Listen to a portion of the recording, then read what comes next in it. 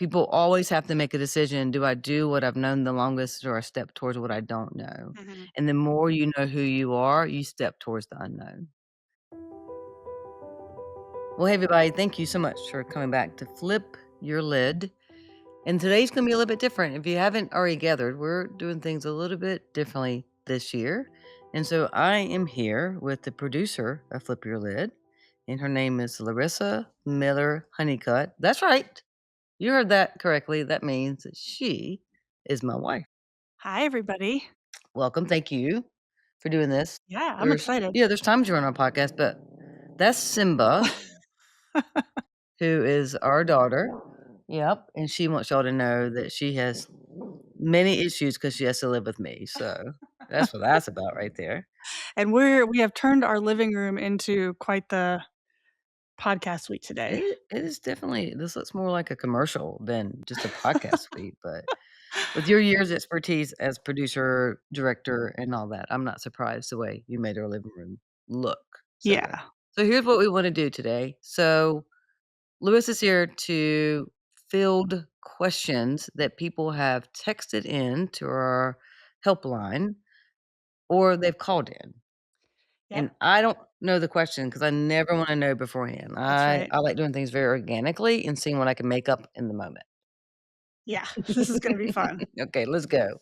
The other thing I wanna mention is that since marrying you, you've invited me to do some meditations and some art stuff for some Yes, group therapy that you've done. yes. And one of for me, almost like being a fly on the wall in a way, because I'm there just to do that one part, Yeah. um, is seeing you're looking at me so I have strange. no idea where she's going with this, y'all. I don't know. Is seeing how powerful it is when the people in the group Mhm. have that aha, that me Yeah, too moment, yeah. that, "Oh, I didn't know that someone else has Mhm, dealt with this," or mhm, there's just like a community sense, mhm. and I kind of feel like this question and answer might be almost like in the spirit of group therapy that Yeah. people at home, wherever you are, driving or, um, office, that you might have that aha moment. I like that. I think that's a beautiful, very Enneagram 4 sentiment. Alright, we're probably gonna Let's edit just that part go. out. Let's just go because if we don't hurry up, all the aggressive stances are gonna click onto a different Alright, no podcast. meditation today. You're We're on not your doing own. that. You're on your own, people, figure it out. Alright, so before we take questions from the audience, I just wanted to ask you a couple Oh, questions. okay, go for it. One is, what have you been learning recently in the world of psychology, or what's piquing your interest? Mm. I'm always interested in attachment strategies, attachment orientation, and I don't think I can ever learn everything that's out there. And it is, and part of why I study it because it's not a diagnosis. People get upset when they learn their childhood attachment compared to the modern adult attachment. But it's not a diagnosis. It's just an understanding of the insecurity that you will slip into when there's some conflict. And I really enjoy studying that and really have to throw out Russ Hudson. I love how Russ Hudson talks about shadow work and spiritual awakening in the Enneagram world. I like his, it's very Enneagram 5 mentality, and I really enjoy his philosophies. So those of you who are listening, you might not know this about Kim, but every morning she is listening to a podcast, listening to some teaching, a workshop, something. You're always Mhm. learning. Yes, I have a strong, insatiable appetite for knowledge. Yeah, and not just information, stuff that can be applicable, that allows people to have a felt shift, that allows people to go beyond where they are in the moment. Mhm. Yeah. And so when you're listening and learning in the morning, are you or reading a book at night, or whenever you're learning, are you thinking about it for yourself, a relationship, your Did clients? you say our relationship? You Yeah. just so put me on Yeah, the spot. So now I have to say, yes, everything I listen to is so that our marriage can be strengthened and we can continue to grow together. No, no, no, you know what I mean, like, is it more like You're doing it on behalf of yourself and the relationships in your life, which I know that extends to your clients and Mhm. or is it more like you have a client in mind and you're like, "Oh, I need to share this with that person." Okay, so it's a good question, but here's one of the few areas in my life I have balance. So when I am taking in information, it has to be applicable to me, and then it's in a balanced way from that place there for my patients, my clientele, for anybody in front of me.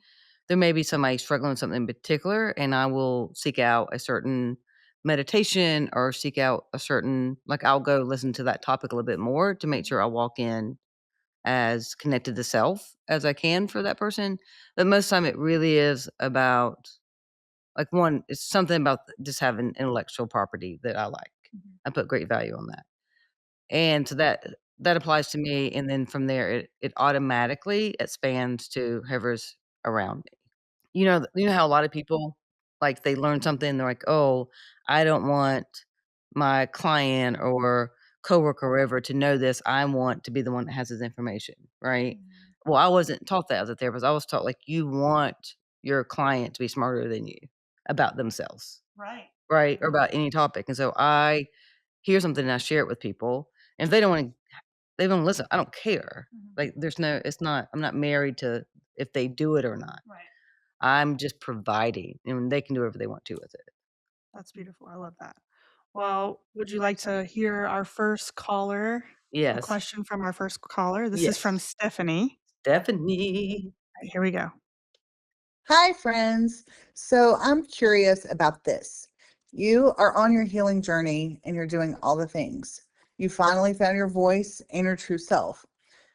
Then there's a big shift in career, life views, how you communicate with others.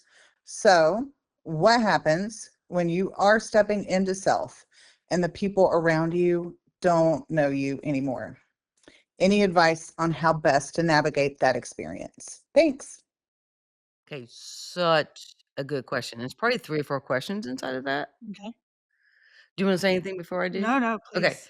So part of what is happening and, like, let's say you're in the formation, like, you're in the transition of the stages, the messy, nonlinear stages of spiritual awakening, spiritual, emotional healing, right? And in that you get to a part of this that what is familiar to you comes in versus what you don't know. And so people always have to make a decision, do I do what I've known the longest or I step towards what I don't know? Mhm, And the more you know who you are, you step towards the unknown. And people who aren't on a similar journey who have benefited from you going towards the familiar get upset.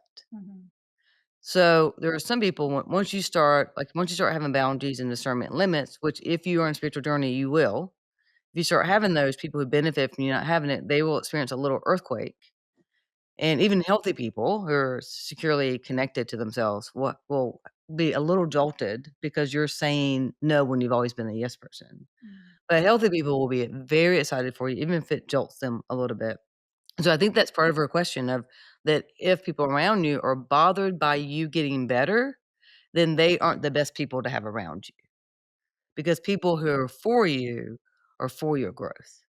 Right, but what do you do if it's somebody that you have to be in contact with, whether they're somebody you work with or a family member or something like that? No, I think that it's a limitation, like, if I'm around somebody that is not pro self, right? They're not pro me being authentic, me being me, because it doesn't benefit them, then my boundaries and limits have to be stronger, have to be tighter, and I'm even a promoter of walls, which people say are very unhealthy, if somebody around you is that toxic and trying to hurt you, and I do very much, like, limit how much time you spend on people that you feel obligated to be around. It is soul-sucking to be around people who aren't for you or people you can't be yourself around, and that happens, you just have to bring limits to it. But the more you're taking up space as self and people around you are bothered by that, like it can in a sense you can stay connected to self and it's almost comical, right? Like it doesn't have to be like the whole thing is I'm I didn't change for the other person. Mm, They didn't change for me. True. And I had to learn that I can't change you. The work is internal, and once you have that internal authority, then other people around you being bothered by your growth and your health, like, it's almost like you can't even see it anymore. At times, it's just again, one could be comical, and it just you don't have to waver anymore. You don't have to sway side to side, metaphorically. You just stay who you are Okay. and what you're doing. Now, the more you become true self and you get the conditions from childhood purged off of you, get it out of you, then there can be a career change. It can be all of a sudden that you wanna go into a different profession. Like, I know people who became, like people who are accountants because everybody in their family for generations has been accountants, but they really wanna be a drummer. Mhm. And so it becomes like, how do I slowly start that? And that is part of our transformation is that we take steps and we don't know where we're going. Right. And is there, like, a grace period I mean, if you're kinda showing up not with a new personality, but just more of your essence, which can Mhm. look like you've changed to other people, is there an allowance or a grace period for other people to kinda get to know this new you? I think that really depends because it is so messy.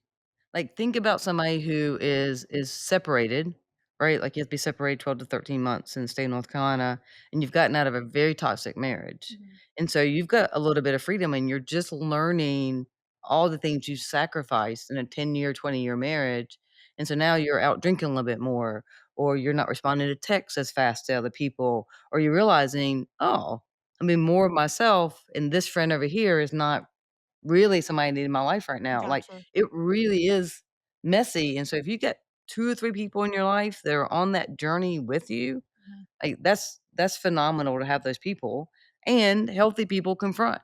Healthy people talk bring the rupture to Mhm. see if there can be a repair, right? Right. And so they're gonna say like, "Hey, you seem really different. I'm having a hard time adjusting. What's going on?" And so just knowing that if someone is going through a transition and they are changing, like, we that person needs support and cheerleaders, Mhm. needs people that are really encouraging them, and if in that process it's a little messy and things happen and you're a supporter of them, it means you confront it. You have a conversation. It's a 5-minute conversation. Right. Alright, good. I think this leads in perfectly to our next question. This was a text-in question from Lauren. She says, "How do you rebuild a sense of self when your identity was shaped around managing other people's emotions?" Yeah. Yeah, that's so good. This is one of the if I could diagnose something, not that diagnosis is important, but if I could diagnose something and we could have almost like a positive connotation name on it of that what we probably call now fawning, a trauma response of my only safety is to make sure you're okay so that I can feel safe for a second. The idea that I will self-neglect, self-abandon, I have to make sure you're okay so that I can survive. Like, that is one of the primary things that shows up in a session, and you're right that it leads in well with Stephanie's question because people think this is their identity.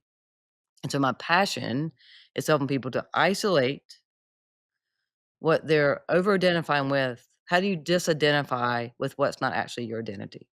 Mhm. And being there for people is not an identity if it's unbalanced, Okay. right? Like, it's just it comes from essence versus it's all that I can have. People tell you all the time, "Well, I need to be needed." That is not an actual need.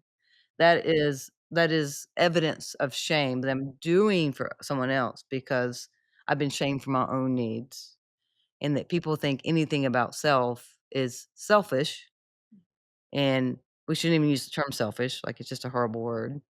And so Lauren, if there's a lack of identity, and so there's a false identity, a false self, in doing for others, it is a slow dismantling of that and doing what we call just confirming techniques of being able to really kinda get it, like, how do I even in a really, really do it, or it's almost even a meditation of imagining not doing something for somebody and that there is an earthquake.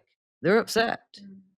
And can you let it be that they're upset and you're comforting the little child inside of you? Because adults are very okay if someone else needs a moment to be upset. Right. It's the child in us that thinks, I'm not worthy enough to cause someone else to be upset." Versus adult point of view is, "Oh, well, you're upset. I'm trusting you have your emotional tool bag and that you're gonna do what you need to do, and then we'll continue the conversation. We'll come back. We'll figure this out." Right? Mm.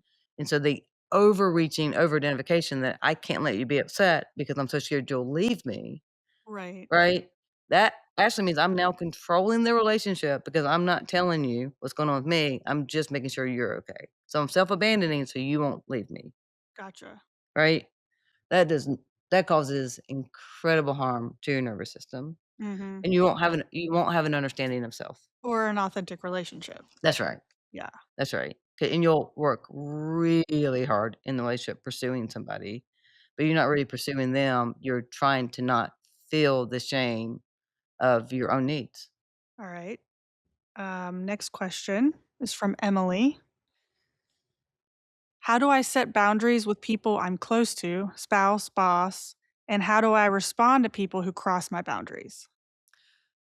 So this reminds me of one of John Lee's quotes, and I love this quote, and I'm not saying it applies to Emily's question, but um, John Lee says, "A boundary that isn't enforced is just an idea. Mm, Your boundary is for you. So in a sense, someone can't cross it like it's yours. It's what you set up. And then there's a consequence that is there if somebody doesn't uphold that. Like you okay. take care of yourself, right? And so if and there's also a sense of really looking at if I have a boundary or a limit, right? Which is an understanding of how what I need from you so that we can get we can have a certain distance that's comfortable for both of us. And for me, it's my comfort too, And a right? closeness, right? And a closeness in that. And a limit is a bit more of like, hey, I got 10 minutes, what's going on? Right, I'm telling you from the get-go, I got 10 minutes. Mhm. And I'm not limiting relationship, I'm just saying this is what I have right now, opposed to the person who doesn't have enough permission yet to be self, where they only have 10 minutes, but they stay on the phone for 30 minutes. Mm, And then they're resentful, and right. resentment always means you're somewhere complicit in what's happening, Okay. right? You don't know how they have the discernment, the boundary, the limit, the restriction that you need with it, right? And so boundaries say, "I think I'm worthy, and this relationship is worthy." And without a boundary, like, promise you there's gonna be a conflict. There's gonna Yeah. be some confrontation at some point, right? Or the person's gonna completely walk away, and the other person won't know because no one told them, Right, right? right. So, we have to really look at what makes it so hard for us to tell somebody, "Hey, will you please not chew gum in front of me?" Mm, What makes that hard? right. Because whatever I'm going through is really me. I'm gonna project on another person and say, "Well, I don't want them to yell at me. I don't want X, Y, and Z to happen." And again, there could be some merit to that, but it's really me having some concern of what you're gonna do or say or believe about me if I tell you what I need. Mhm. And so is it going back to Lauren's question about managing other people's emotions. So let's say she's now ready to stop doing that. Yeah, So I assume that would include her setting some boundaries. sure. If it's to the people around her, it's gonna seem like it's out of nowhere. Is it something that you have to set up your boundary, like, Mhm. verbally with that person before Yeah, some it's a good question. I think the people in your intimate circle, I think it's really okay to say, "Hey, I'm working on this." okay. And, I've said this to people before, like, and this is part of having a disconfirming experience, is that if it's hard for me to say no, I'm gonna ask you, "Hey, will you text me something ludicrous, Okay. off the wall of a request so that I can text no and at least let my body feel it and experience it?" Like, you wanna go skydiving? Yeah, or, "Will you please come wash my Lamborghini?" You don't have a Oh, Lamborghini, okay, right? Like, okay. something just ridiculous, right? Gotcha. Mhm. And notice how uncomfortable your nervous system is. Is it in your gut? Is it in your chest? Like, where are you feeling that? How strong of a reaction is it at the idea of saying no? Because your system doesn't know it's safe. And the thing that has protected you now is the thing that hurts you, Right. right? So if I'm not telling you, Larissa, things that bother me, I'm controlling the relationship, Right. even though I don't want to, I'm Mhm. controlling it. I have a narrative, I have all these parts that come up and tell me why I can't tell you what bothers me.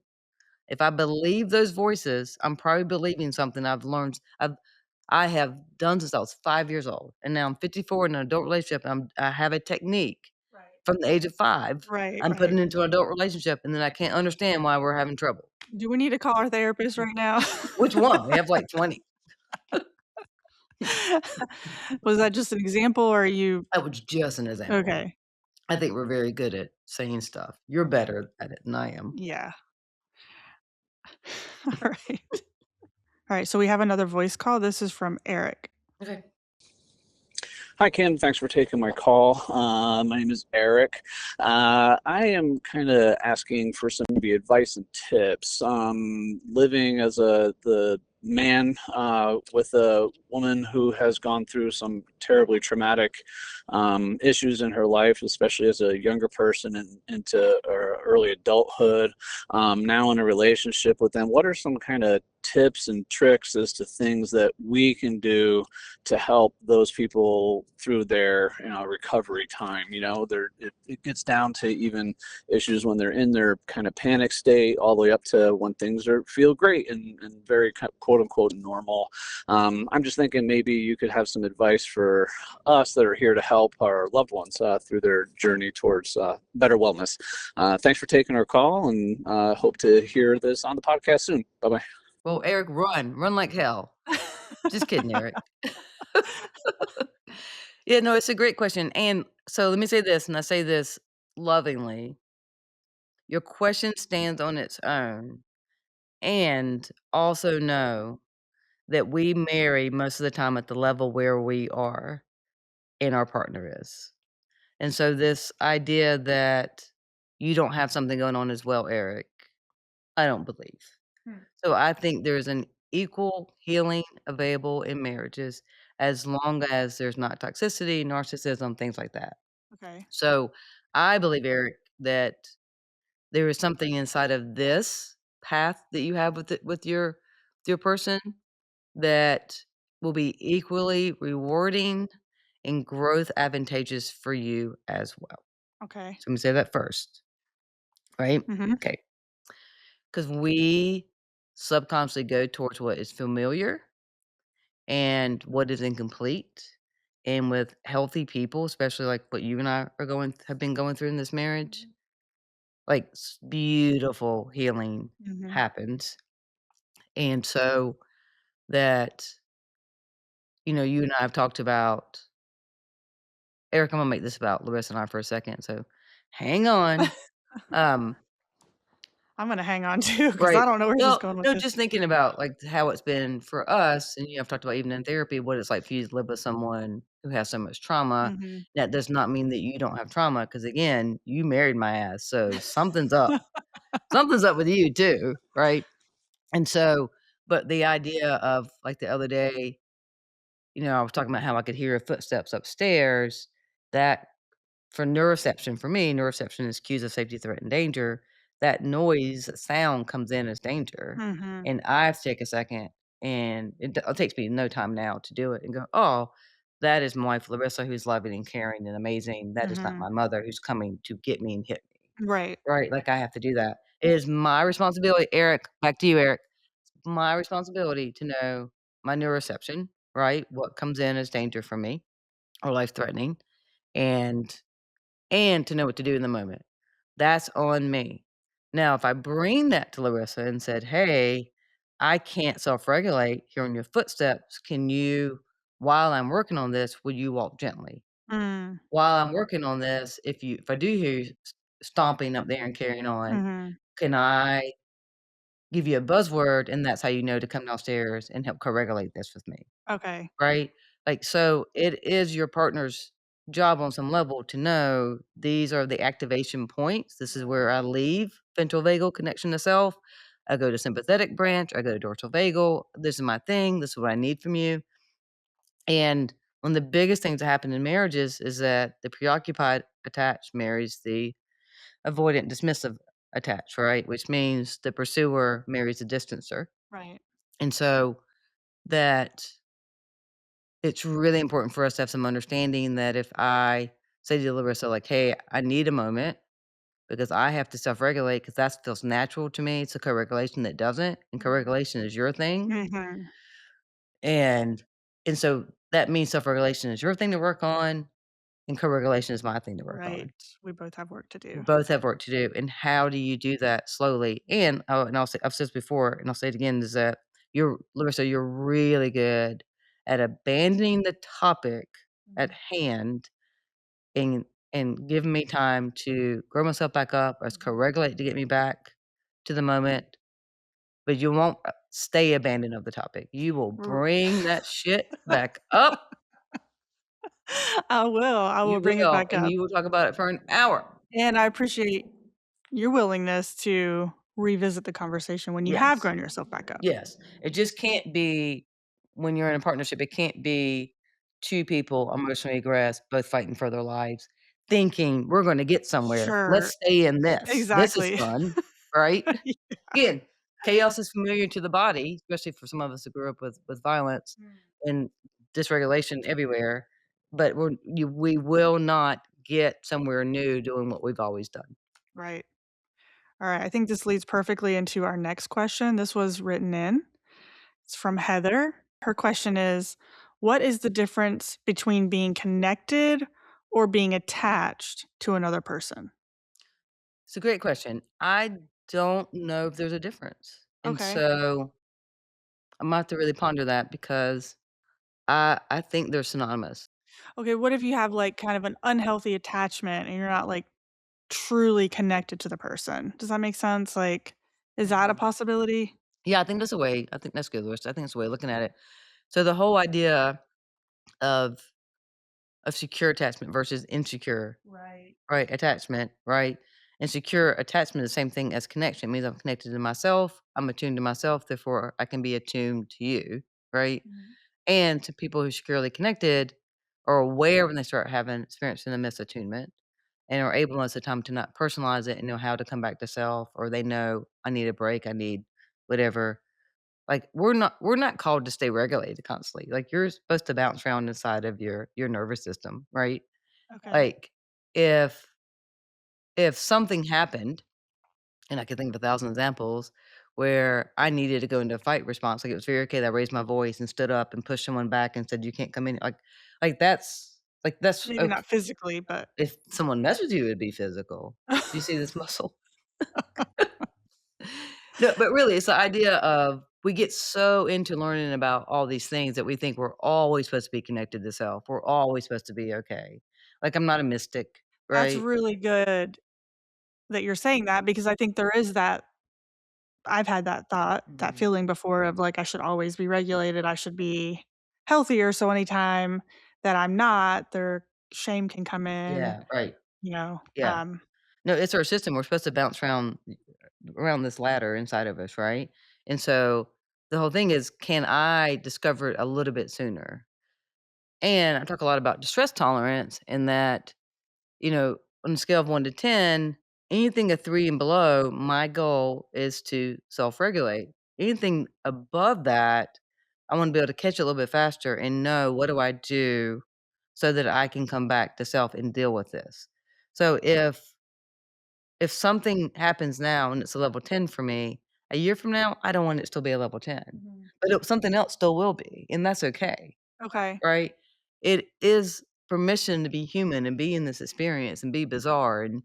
But for those of us who grew up in traumatic environments or not the most loving, love-centered environments, the fact that we are actually paying attention to self and go, "Oh, when I get this feeling in my gut, that's when I know I'm really starting to shut down. I'm having internal collapse. I need some time alone. I need to breathe, or I need to go get a hug from somebody." Like, you Mhm. knowing what you need, like, I consider that a miracle, Right. right? I think that's what we're called to do. Alright, so I think this leads beautifully into our next question from Mary.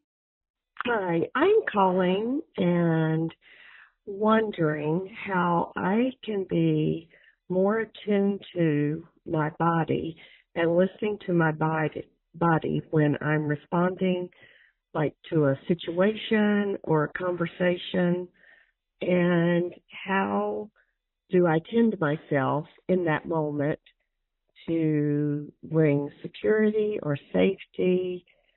How do I learn my own body's cues to me when something is a little bit off?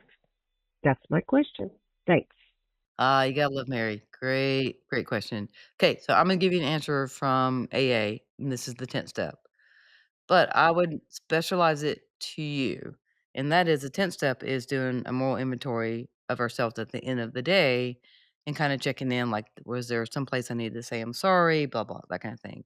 I would instead have an inventory that you do. It could be 3 times throughout the day, 1 time a day of checking in and thinking, "Did something dysregulate me? Did something rattle me? Do I like, did something get said to me that now in hindsight I can tell actually bothered me, but in the moment I was non-reactive.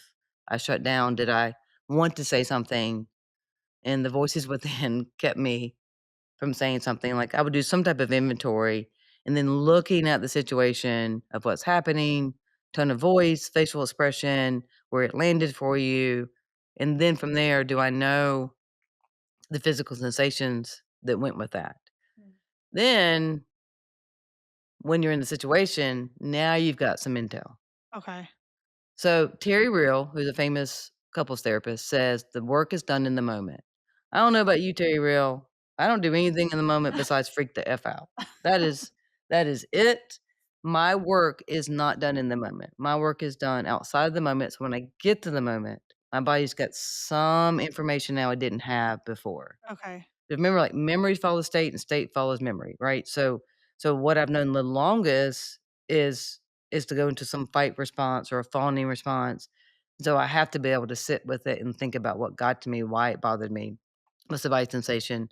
So then the next time it happens, did I clue in a little bit faster? Okay, so you can recognize it when you're That's in right. the moment because you've done the Done inventory the work. outside of the Right. moment. Like if I imagine someone in particular sitting right there right now, they don't have to be there. I can instantly get nervous.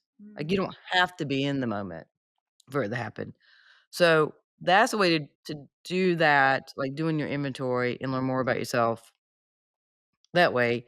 The other way is to go to therapy and do a little bit more internal, more of a felt sense focusing session.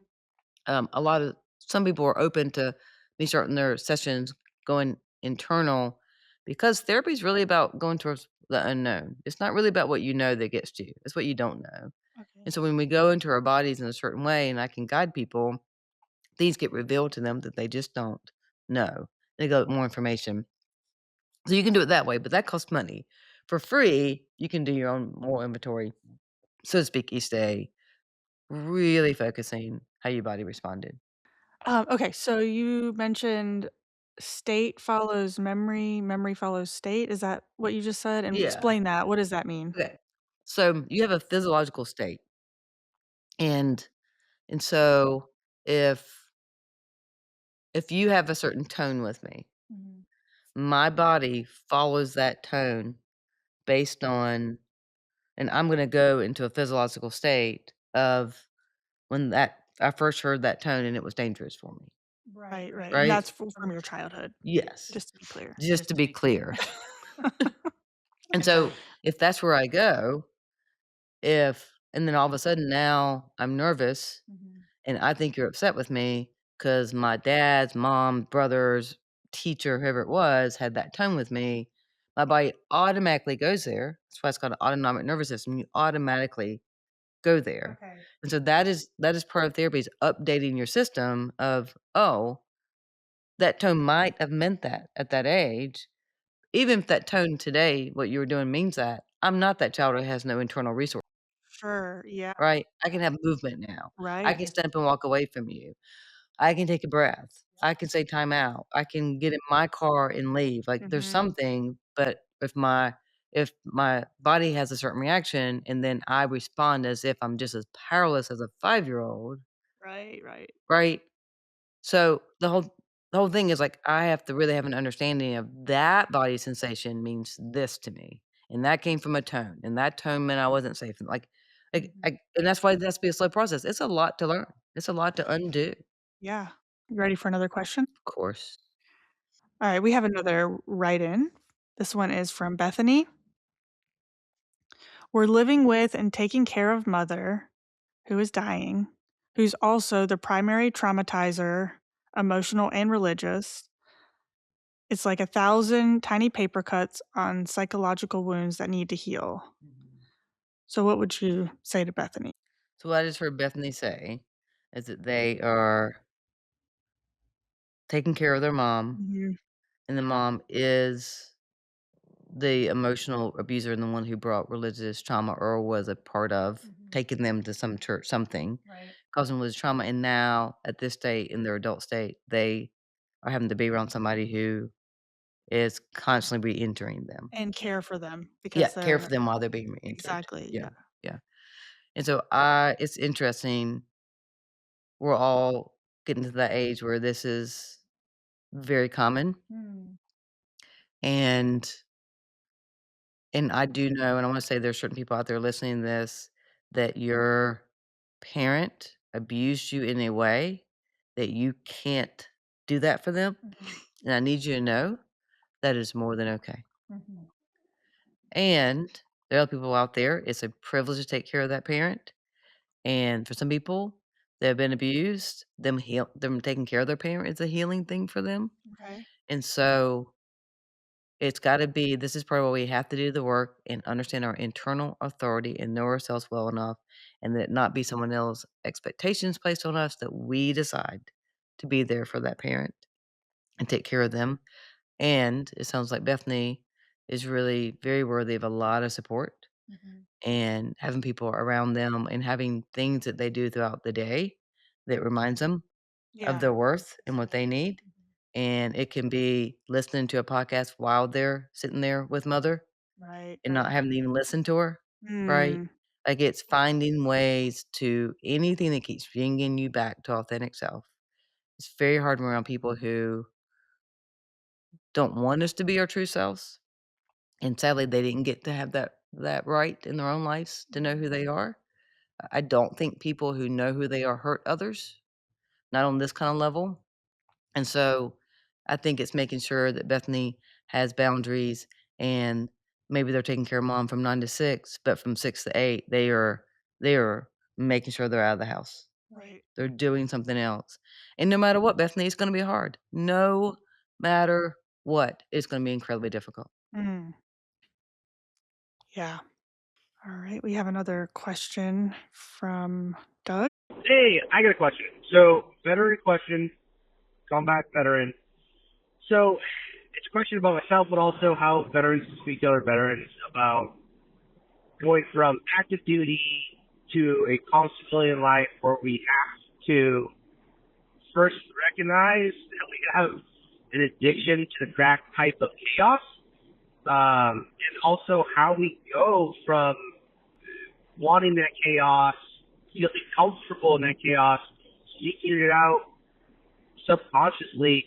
That's been one of the harder things of my transition from active duty is being bored, like being content to be bored. How do I speak to my fellow veterans about the challenges being okay, getting away from chaos?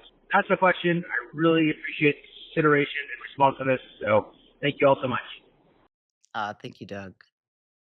So, one, I mean, this I always love thanking service people for their service, for their sacrifice, the families that have always stayed back here when their son, daughter, sister, brother, whatever it is out there. And I have the privilege of working with men and women who have served, and no one comes back the same. Mm. And they have to do such hard work to come back here and to adjust.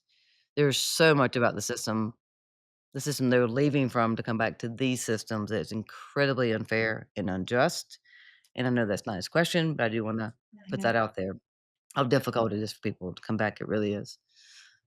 So, all right, Doug, I love your question. I love this idea of this chaos addiction and that the system becomes incredibly one accustomed to adrenaline and cortisol flying through the system. And when your day is all the things that you had to do and faced and the operations and all the things I that I won't even say, even though I know that I've talked to so many veterans, Vietnam, Korea, Afghanistan, like the stories are unbelievable. Mhm. And and not to in any way minimize what our veterans go through, but I find very much the same type of symptoms and quests for adventure, let's put it that way, adventure junkies, for people who grew up in domestic violence, grew up in alcoholic, drug addicted home. There's a lot of similarities, and almost all of the veterans that I've worked with come back and they become police officers, they become firefighters, they do something that keeps it going. I see. And so the idea of being able to go into a different line of work where it's not that level of excitement, where you're not the hero, where it's not that much of a jolt, it's that much of a dopamine hit Mhm. constantly. It takes a lot, and it's a lot of work. So I think people have to define their own boredom, because when most people say boredom to me, it means they don't know how to sit with themselves. It means they don't know how to spend time with themselves. And so the boredom is a lack of self. Ah, And so people who have really done the work, it sounds like Doug has definitely done the work, figure out, look, again, it goes back to what's the authentic self. Who am I really? Right? Because I'm now over identifying with the title of being a veteran. I'm over identifying with the adrenaline rush, mhm. fighting for our country and what that means, which is a big deal, right? Right, right. So, and all right, let me say this. I truly believe there's already something in childhood, something has already happened that you are gravitating towards that in the first place. That you are seeking that your day will be an adrenaline rush constantly. That there's already something that if people stay in that, they may never get to the actual core injury and emotional wound within them that they are working so hard to cover up. So for the second part of his question, which was how does he talk with other veterans or how do veterans talk to one another about, is it something that's like just figure out a practice of sitting in quiet, sitting in boredom, sitting in discomfort? I think that I don't think there's one answer, right? I think that's part of it, Okay. but really, if I said to someone like Doug, who I have no doubt is an aggressive stance, who Sure. fought for our country and all that, I'm like, "So you're telling me you're a boring person?" He'd be like, "Hell no, I'm not Right. saying that," right? Right, right. And so I think it's also just knowing the person of how you interact with them, of, you know, actually trying to sit and meditate. Like I have such a hard time. It's incredibly hard, right? Yeah, but you run, so that's your Sure, it's part of it, but I'm a doer, so me running allows me to do, Mm. that allows me then to connect. So me trying to sit and just even do a 5-minute meditation of not doing anything, just clearing something out, like, that's incredibly hard, and so finding the motivation behind that. Find something that's really much of a challenge that allows someone to sit with self. Mhm. Right? Like Tai Chi and different things that still have some movement to it. It really is actually much harder than people realize. It's not gonna be the adrenaline rush, but there's discipline, and veterans have Right. great discipline, That's a good right? yeah. They know how to sacrifice. They know how to carve out time in their day to go above and beyond. Like, it's taking what's already there and using that to find something that you can go a little bit deeper. Because really, if you know yourself, you can't be bored. Right, right. Okay. Because I know for me as a withdrawn stance, Mhm. meditation would be easier for me than running. I agree. So is it finding almost like the opposite of what you're Uh-huh. comfortable in? Yeah. Yeah, very much. And also at the same time, for a veteran, the level of motivation of what you were doing in the first place, right? Of so if so I can go jump out of a plane, but I can't do a 10-minute sit, right? Right, Like right, it's right. really had to challenge them because when I talk to veterans, most of them I'm confrontational with everybody I talk to, but Sure. yeah, I'm very direct, but I love talking to people who are aggressive stance because I can just say whatever and just Right. challenge them, and they're like, "Eh." You're right. I don't want that to happen. Sure, Yeah, sure. yeah. So it's really them having agency really over their whole self, Mm. really looking at integration inside of all of it, right? and for veterans who have not dealt with the combat and the trauma from that, that they might need to work on that first to the right, therapeutic modality before they try to sit with self. A lot of them can't sit Oh, with that's self a good yet. point. That is Yeah, yeah, a lot of them can't sit with self yet. They have to do the EMDR, they need to do something that helps them be able to not always hear and see what they saw there, sure, experience that there. makes a lot of Yeah. sense. Yeah, that's smart. Well, you brought up, aggressive stance, And you brought which withdrawal stance. which is Enneagram speak, and so this next question is from Cynthia. She says, "What's a good resource for testing to find out Mm. what Enneagram number she is? Preferably a free resource." It's such a great question. I love people's curiosity about self, right? Mhm. That's why I love the Enneagram. It is almost, I mean, it can be completely a free resource that allows you to be on spiritual transformation journey. I am not a fan of the test. Right. And because you can't test for someone's motivation of behavior. And if you take the test, it's going to give you 2 or 3 different numbers, and that's confusing, right? So if you take the test, please know if they give you 3 numbers, then you're going to go get Suzanne Stabile's book, The Road Back to You. Yes. You're gonna read those 3 numbers. If something really resonates, good, go with that, learn that number. If it doesn't, keep going, right? Mhm. There's 9 numbers, keep going. It is such a beautiful way to learn about yourself. So the Red Eye, RHETI, The Ready? Enneagram Institute, Yeah, their test, yeah, but I it's don't the know if it's Ready. free. The Red is it Ready It's free? not free, but they do have, like, Cliff Note version, Yeah, where you can read about each number on the Enneagram Institute yeah, website, yeah. and we can put that in the show notes. Okay, you can. I'll put that in the show I notes. don't know how to do that. I'm 54 years old. I don't know how to do that stuff. But the other thing I'm gonna mention about why we don't love the test is that the Enneagram is based on motivation, not behavior, and it's extremely hard to test for Mhm. motivation. So you're truly the only one that really knows your motivation, which is why reading about each number, learning the desires, learning the fears, Mhm. most likely one is gonna stick out to you and Yeah. then that's your number. And and and I'm gonna say this, it sounds judgmental, I don't care. If if you're reading something, come across something that says about Enneagram says, "Hey, take this test," be a little leery. Yeah. Like, really kinda get in, like, this is a emotional, spiritual, transformational journey and tool. And I've studied this 10 years, Larissa studied it probably the same amount of time. I will never know everything Right. about the Enneagram, and so the idea of taking a test makes it sound for some people, it makes it sound trendy, Right, like, "I'm gonna right. take a test and that's I have all the information I need." Yeah, Well, Myers-Briggs is that way, StrengthsFinders is that way, Enneagram is not, there's a right? depth to it. Yeah, it's not stagnant, like, you just keep going and going and going and going and learning more, and in that process, what happens is that you learn more about your essence, not what you're using in life, what you're leading with, right? So your number teaches you what you lead with, but what you lead with, that persona, is for safety. Right. Yeah, that's good, and so the more that you learn, the more that that personality actually Mhm. can fall away and your Right. essence That's right, it falls can away. shine forward. Yep. Yeah, that's good. Yeah. Well, anything else you wanna comment before my last question, which is probably the most important one? Oh, it's gonna be about how much I love you. It's gonna be my guess. Did it okay. No, I'm good. I appreciate that many people writing in, calling in.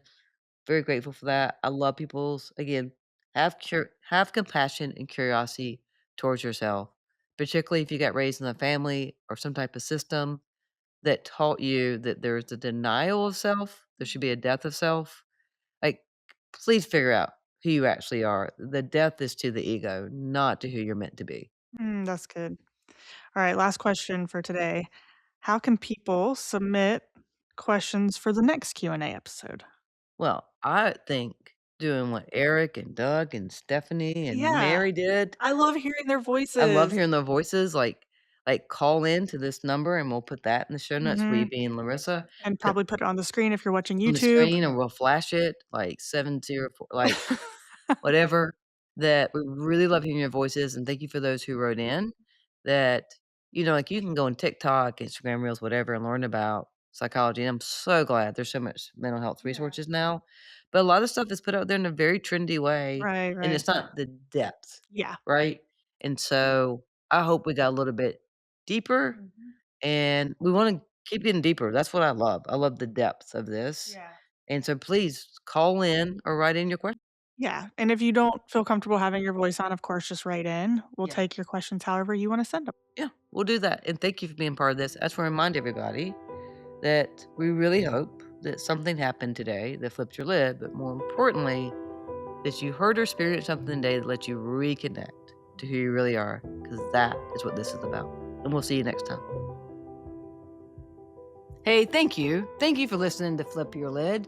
So I just want to ask, if you've got a second, will you take time to subscribe, rate, and maybe even share this episode with someone that you think might get something from it? You can follow along with us through YouTube, Instagram, TikTok at KB Honeycutt. That's KBHONEYCUTT.